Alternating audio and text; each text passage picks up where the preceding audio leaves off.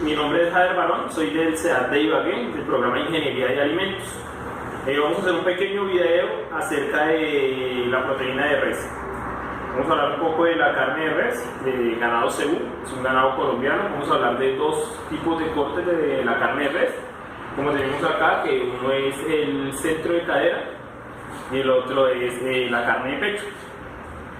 Estos dos tipos de carne pertenecen a la misma res, fueron faenadas en la misma fecha y fueron porcionadas y tienen más o menos el mismo tiempo de maduración y en cuartos fríos. Vamos a hablar de tres características organolépticas muy importantes, como lo son el olor, el sabor y la textura. En primera parte vamos a hablar de una característica organoléptica muy importante, como lo es el olor, ¿sí? El aroma que percibimos o que despide la carne. En este caso, pues la carne es un producto inoloro o de un olor natural, no presenta olores fétidos ni olores a putrefacción, lo cual nos indica de que no hay presencia de amoníaco. Ahora vamos a hablar un poco del color de la carne. Son dos colores diferentes, a pesar de lo que les decía al principio del video, de que son dos proteínas provenientes de una misma res, faenadas con el mismo tiempo de conservación en nevera y en cuartos fríos. ¿Sí? Esta es una carne con un rojo brillante, mucho más intenso que la de la carne de pecho o carne para mechar. Es un color un poco rojo, más opaco. Los dos colores presentes en ellas, uno es la hemoglobina y la miglobina. Hablábamos de dos pigmentos naturales, la hemoglobina y la miglobina. En este caso, pues la hemoglobina está presente más o menos en un 5 o 10% en la carne después de haber sido faenada, por aquello de que la sangre es drenada en su totalidad.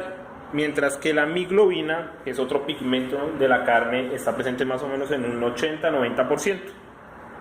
Vamos a hablar un poco de la textura de la carne. La textura, hoy por hoy, es una de las cualidades organolépticas más importantes. Inclusive podemos hablar que por encima que el color y el sabor, ya que en la textura depende la jugosidad de la carne, y esta está dada por el tipo de res, la edad, las condiciones en las cuales haya sido faenada, también el corte y pues obviamente el tipo de carne que estemos trabajando, ¿sí? Y el proceso que se le haya dado una vez sacrificado el animal. Ahí depende mucho la rigurosidad que presente la carne. Acá podemos ver que esta carne, pues a pesar de que es una carne la cual está faenada en unas muy buenas condiciones y en una cadena de frío muy buena, pero es un corte de carne o es un tipo de músculo un poco más rígido que el músculo centro de cadera. Este es un músculo mucho más fibroso, es una carne la cual no se presta para asar, sino para mechar o para cocciones largas. Mientras que el centro de cadera es una carne mucho menos fibrosa, una carne con no tanto sabor de pronto, o un sabor semejante al del centro de cadera, pero es una carne que se puede asar, freír y es mucho más jugosa y mucho más blanda. Por último vamos a hablar del sabor de la carne. ¿Sí? El sabor de la carne, al igual que el olor, son subjetivos.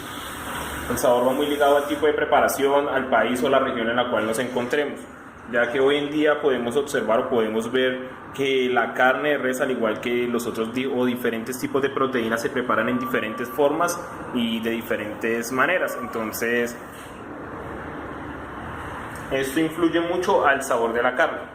Pero hay tres factores preponderantes o que influyen mucho en el olor o que nos determinan el sabor natural de la carne. Uno de esos es que se derivan del músculo y por ende incluyen aminoácidos, bases nitrogenadas y componentes sulfúricos y aminoaciacales. 2. Que se derivan de las grasas.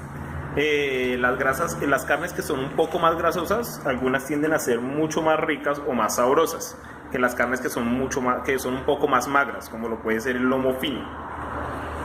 Y por último, el tercero, que los sabores básicos de la carne emanan del músculo y de las diferentes especies o grasas las cuales la componen.